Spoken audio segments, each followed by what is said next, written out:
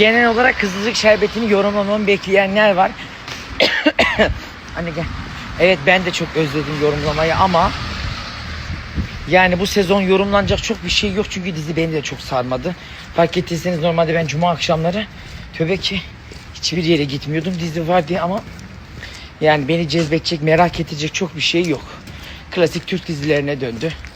Kimin eli kimin cebinde belli değil. Önceden biraz da bir muhafazakarlıkla bir şey, diğer kısmı bir çatışması var en azından. Orası arada çekiyordu, böyle bir farklılıklar vardı.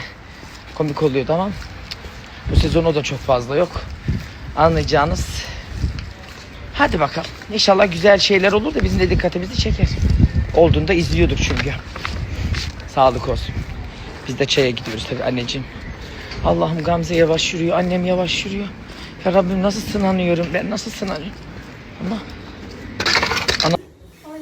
kapı kapı. Acaba bizden başka böyle kapı kapı gidip çay içen var mıdır? Herkes evinde. Vardır. Efendim iyi akşamlar. İyi akşamlar. Çamsa benden acı yağ sökücü deterjan gelirse. Ay bunlar daha güzel. Ben uyanık, komşu benden de uyanık. Abla benim ayaklarım yanıyor yoksa vallahi terlik Yani yerdim. beyaz çorap Ben ben ayak... canım benim. Lütfen terlik giyinelim. Peki teşekkür ederim. Neyse ben masanın altına çıkartayım da ayağımı sürterim biraz. Hadi buyurun oturmayın. Akşam oldu zaten.